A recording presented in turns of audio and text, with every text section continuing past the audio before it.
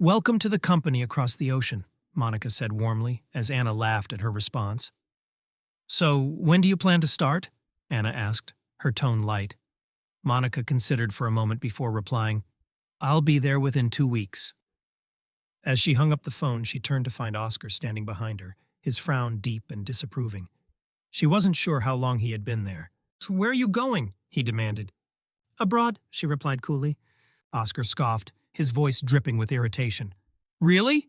Are you serious? Just because yesterday was our 5th anniversary and I brought Sophia to the dinner, you don't have to make up this drama to get back at me. Monica didn't bother responding. How could he know she had understood every word of the French conversation he'd shared with Sophia at the restaurant? Without hesitation, he had vented his frustrations about Monica, calling her a clueless fool. You wouldn't believe it, he had said. She's only good for work, cooking, and cleaning. We have nothing in common. When I mention romance or life, all she talks about is company performance. No charm whatsoever. Marrying her was like hiring a maid. I regret it deeply. Sophia had laughed softly, teasing. So, if I hadn't left for Europe back then, would you have chosen me? Without hesitation, Oscar had replied, absolutely. In the past, Monica might have caused a scene. This time, she remained composed. Under the pitying gaze of the waiter, she calmly finished her steak, stood, and said, Enjoy your conversation. I'm heading home. Sophia feigned concern, standing to stop her. Monica, Oscar and I were just talking about work. Don't overthink it. Monica ignored her and walked out. Behind her, Oscar's voice called out in exasperation. Leave her alone, she's just crazy. The only one who followed her was the kind waiter. Hesitating, the young woman finally said, Ma'am, you should know. Monica interrupted with a faint smile. Thank you, but I heard everything. The waiter's expression held a mix of sympathy and sorrow. Yes, Monica thought. This marriage was pitiful, but it was time to end it. When they returned home, Oscar tried to lecture her, but her silence disarmed him. Eventually, he changed the subject. Sophia is joining our company soon, he said casually. I'm thinking of having her take over your position. She's a top graduate from Europe, much more capable than you. If you still want to work, you can assist her. If not, just stay home and be a proper housewife. As he spoke, he watched her closely, gauging her reaction. Monica, who had already planned to resign, felt a wave of relief. He had handed her the perfect excuse. Sure, she said calmly. Let her be the general manager. I'll resign. Assuming she was upset and being sarcastic, Oscar tried to placate her. I'm doing this for your own good. Plenty of women would envy your life. How about we take a trip to relax? Monica shook her head. If you're really sincere, come with me to visit the orphanage director this week, Oscar agreed without hesitation. All right. It's been a while since I've seen him. They had both grown up in the same orphanage. As a child, Monica had been taller and stronger, often standing up for Oscar when he was bullied. Back then, his big, trusting eyes would shine as he said, When I grow up, I'll protect you, Monica. I'll take care of you forever. But promises made in childhood rarely held up to the weight of time. By university, Oscar had changed. The city's allure had drawn him in, and he fell for Sophia, a radiant, beautiful French exchange student. He had even taken French classes to impress her. But Sophia, captivated by wealth, left for Europe with a rich boyfriend. Years later, with success finally in his grasp, Oscar was reunited with the woman he had once chased, while Monica, once his cherished red rose, had faded into an afterthought. The next day, Monica went to the office to pack up her belongings. As she walked through the building, she noticed the mixed expressions of her colleagues. One senior staff member, a longtime ally, approached her hesitantly. Monica, Oscar brought her to your office this morning. He even had your things moved out. What's going on? Monica nodded, patting her colleague's hand reassuringly before continuing to her office. The room had been emptied of everything that once belonged to her. In the trash bin, she noticed a framed wedding photo of her and Oscar. Sophia sat at her desk, a smug smile on her face. Sorry, Monica, she said sweetly. Oscar insisted on moving quickly, so he had your things cleared out early. Feigning surprise, she gestured to the trash bin. Oh my, who would be so careless as to throw away your wedding photo? She bent down, retrieved the frame, and handed it to Monica. Monica removed the picture, tore it into shreds, and said coldly, Dirty things don't need picking up. Behind her, she heard Oscar's sharp intake of breath. Monica, what are you doing? How could you destroy that photo? He rushed forward, frantically gathering the torn pieces. But no matter how carefully he tried to reassemble them, the photo would never be whole again, just like their marriage. Ignoring his outburst, Monica handed him a document. "Here's my resignation letter, just sign it." For the first time, Oscar looked uneasy. "If you don't want to resign, we can discuss it. I'll find another position for Sophia." Sophia, alarmed by the suggestion, watched silently. Sophia clung to Oscar's arm, desperation etched on her face. But for once, Oscar paid her no attention. Instead, his gaze lingered on Monica, waiting for her response. She met his eyes with a faint, composed smile. "There's no need. I've had enough of this job after all these years," she said calmly. Oscar's jaw tightened in frustration. His hand slammed against the desk as he growled, "Fine. If that's what you want, don't come crying later." He grabbed the document to review it, but Sophia, panicked and eager to avoid any delays, clutched her stomach and cried out, "Oscar, I feel terrible. We need to leave now. Sign it quickly and take me to the hospital." Without hesitation, Oscar scrawled his signature on the paper, scooped Sophia into his arms, and rushed out. Watching them leave, Monica felt a wave of peace wash over her. Unbeknownst to Oscar, her resignation letter concealed divorce papers. From the moment his pen touched the page, their marriage was over. Strangers once again. Gathering the signed documents, Monica left the office and returned home. She methodically sorted through her belongings, deciding what to keep and what to discard. She erased every remnant of their shared life from the house. The paper stars Oscar had folded for her at 13, the love letters he'd written at 18, and the modest ring he'd spent every penny on to propose, all once treasured symbols of their love, became meaningless relics, devoid of sentiment. Oscar arrived home around 8 p.m., disheveled and visibly drained. He paused in the doorway, scanning the room and noting its sparse appearance. Turning toward the packed luggage, he asked casually, "What's all this?" Monica gave a nonchalant reply. "The house felt too cluttered, so I'm tidying up." Oscar eyed her suspiciously but shrugged. Opening the wardrobe, he found only his clothes. "Where are your things?" he asked with a frown. She smiled lightly. "Didn't you say I should focus on being a housewife? My clothes are old, so I'm throwing them out and getting new ones." Scoffing, Oscar replied, "You don't mind spending my money, do you? Fine, buy whatever you want. By the way, I made time tomorrow to visit the orphanage with you." Monica nodded. All right. For the sake of their shared past, she wanted to say goodbye with grace.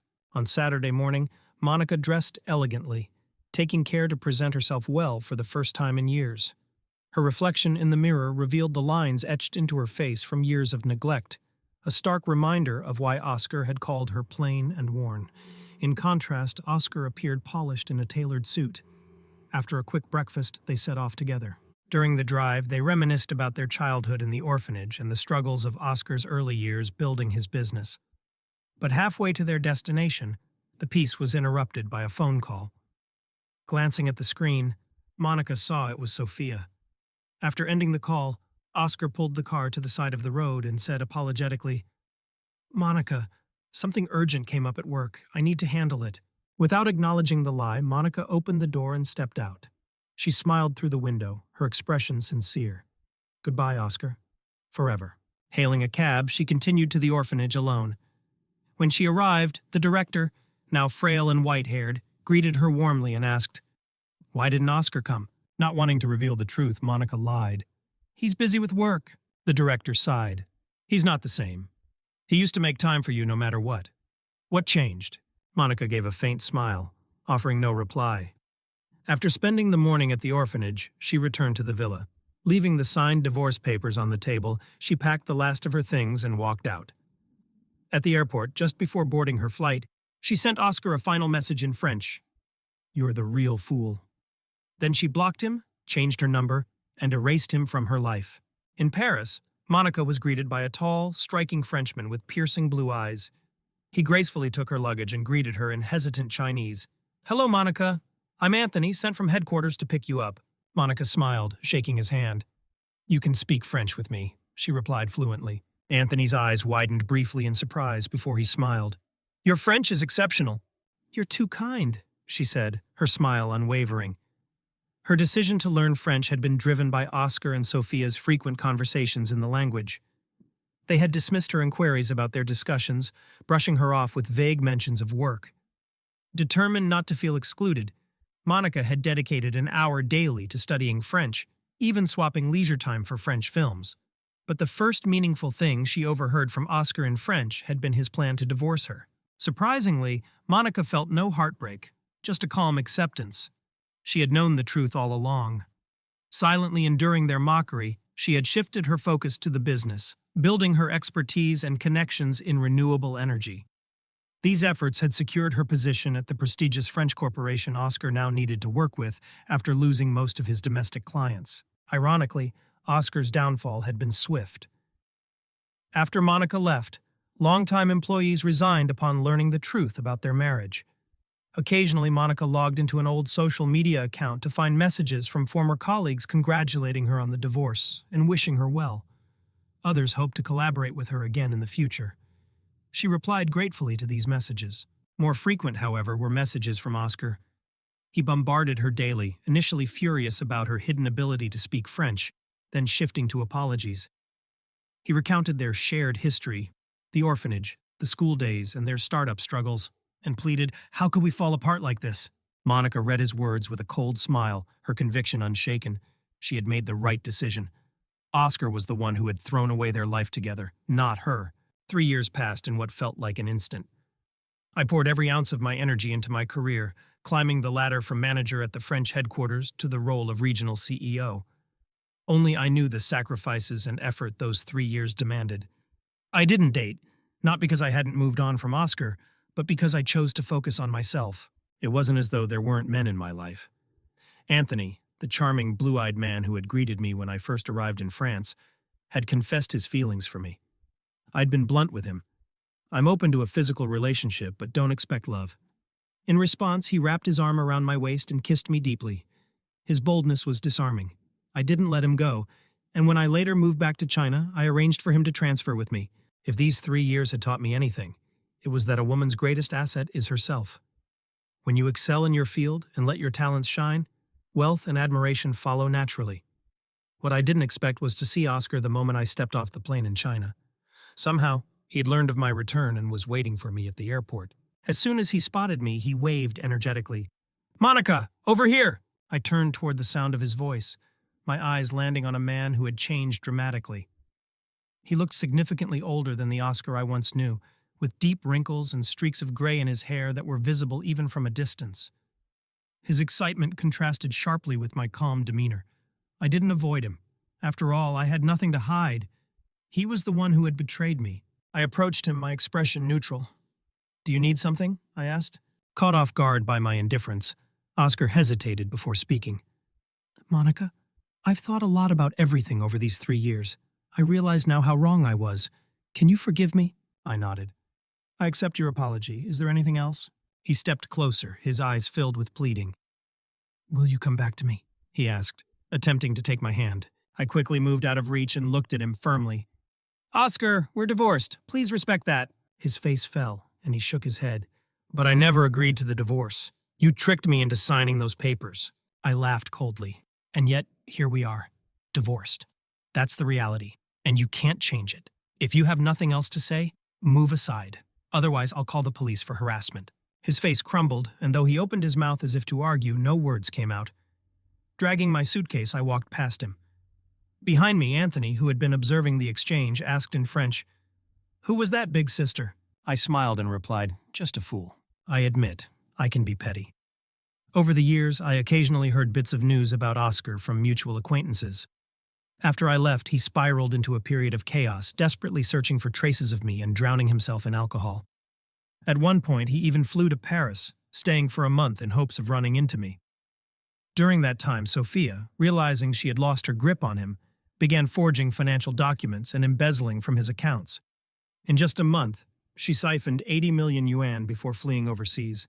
By the time Oscar discovered her betrayal and returned to China, it was too late. The money was gone, and Sophia had disappeared. His company, already struggling, declared bankruptcy shortly after. I knew his apology wasn't sincere. He had simply realized I was the best option he had left. After wrapping up my work in Paris, I visited the orphanage director. She looked frailer than she had 3 years ago, her face lined with deeper wrinkles, but her eyes still lit up when she saw me. She moved toward me with a joyful smile, and I quickly stepped forward to support her. "How have you been, Monica?" she asked warmly. "Going abroad alone must have been so hard." I smiled and shook my head. It wasn't too difficult. Look at me. I've built a successful career. The director patted my head, just as she had when I was a child. "Silly girl," she said. "Spending years working alone in a foreign country couldn't have been easy. I know what happened with Oscar. That was his fault." I remained silent, afraid she might try to convince me to reconcile with him. Instead, she surprised me.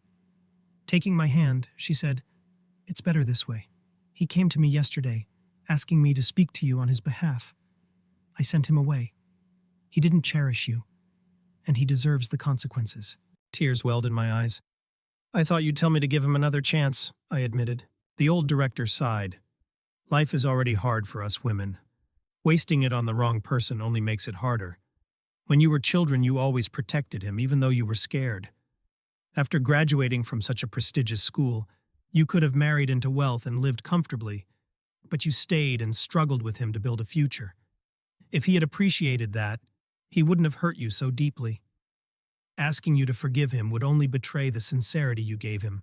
She pulled me into a comforting hug, just as she had when I was small. Time had flown by. The little tree Oscar and I had planted on Arbor Day had grown tall and strong, but the two of us had long since become strangers. After spending the afternoon at the orphanage, I returned home. That evening, to my surprise, I found myself trending online. Someone had leaked a scandalous story about me, claiming I was romantically involved with 8 different men. The hashtags read #CEO with 8 boyfriends, #shocking CO revelations, and #scandalous messages leaked. Scrolling through the comments, I spotted screenshots of messages with one of the men and a photo of me embracing Anthony in a hotel lobby. Intrigued, I skimmed the reactions. "Wow, this is wild. 8 boyfriends, sis, you're living the dream." Before I could read more, my phone buzzed with a call from an unknown number. I answered, and Oscar's voice came through. "Monica, are you okay?" Immediately, I connected the dots. I knew exactly where the scandal had originated. Skipping pleasantries, I asked directly, "Did you leak this?" His silence was confirmation enough. I let out a cold laugh. "How predictable." Oscar scrambled to explain. "Monica, listen. If you agree to remarry me, I'll make sure the paparazzi take everything down. I'll clear your name publicly. It doesn't have to affect your career." My already low opinion of him plummeted further. "Unbelievable," I sneered. "Do you think a petty tabloid rumor can harm me? It's the 21st century and people are surprisingly progressive. If anything, being admired by 8 men only adds to my allure. My career stands on my abilities and achievements, not on some trivial gossip. Dream on." I hung up before he could say another word. Next, I called Anthony. "Anthony, were those texts and photos from you?" "No, sis, it wasn't me," he stammered, trying to deny it. "There's no need to lie," I said calmly. "I just want to know, what did you gain from this?" After a long pause, he finally admitted, "I thought maybe if the rumors were true, it could help solidify our relationship." "So, you handed Oscar those pictures and messages to establish your role as my boyfriend in the public eye?" I asked, my voice steady. He hesitated. I didn't mean for it to go this far." "I thought you were smarter, Anthony," I said coldly. "I told you from the start, physical is fine, but love is not on the table. This time, you crossed a line. I'll be filing for your transfer back to Paris tomorrow. Don't bother saying anything further." With that, I ended the call. Men like Anthony and Oscar had always been accessories to my life, not the centerpiece. The scandal itself didn't linger online for long. The blogger who originally posted the story deleted it, and the French headquarters stepped in to suppress any remaining fallout. Oscar, however, released a public statement. "I'm Monica's ex-husband. She's an incredible woman. The way she's being portrayed is entirely my fault. I was the one who leaked the story, hoping she'd give me another chance. I now realize that's impossible." Anthony also commented publicly, "Everything was consensual. I was always aware Monica had other men in her life. She was honest about it from the beginning." Rather than damaging my reputation, the story boosted my social media following by over 1 million in just a few days. Among the flood of direct messages, one fan asked, "Sis, how do you make so many hot guys fall for you?" Instead of replying directly, I posted, "Love yourself first, elevate your worth, and the rest will follow." And with that, the scandal faded. Oscar disappeared from the public eye for a while until news of Sophia's arrest broke. She had been tracked down through a credit card transaction abroad, leading to an international warrant and her extradition back to China. I attended her trial as an observer. After the verdict, Oscar confronted her in court, his voice trembling with anger. "Why?" he demanded. "Why would you do this to me? What did I ever do to deserve it?" Sophia's mocking laughter echoed through the courtroom. "Oscar, how dare you even ask? Monica gave you everything, and you repaid her by insulting her in a language you thought she didn't understand. Did you really think someone like you deserved my loyalty? I was only ever after your money. After Monica left, your company crumbled. I had to cash out before the collapse, or I'd have been left with nothing." Her scathing words stripped away the last remnants of Oscar's pride. He collapsed to the floor, sobbing and repeatedly muttering apologies in my direction. I didn't respond. As I left the courtroom, Sophia called out after me, sneering, "Feeling smug, Monica? This must be so satisfying for you." I turned back with a calm smile. "Smug? About what? This is the outcome you earned. By the way, sweetheart, breaking the law always comes with consequences." Without waiting for her reply, I walked out of the courthouse. 3 months later, news reached me again. Oscar, devastated and intoxicated, had confronted Sophia with a knife. He was arrested and sentenced to prison. The police found a letter addressed to me in his apartment. When they handed it over, I didn't bother opening it. Instead, I tore it into pieces and threw it away. I felt no sadness, no anger, only a sense of finality. Life is unpredictable, and perhaps this path had been set long ago. Their fates, however, were no longer tied to mine. Looking up, I saw the sky was bright and clear. It was a beautiful day.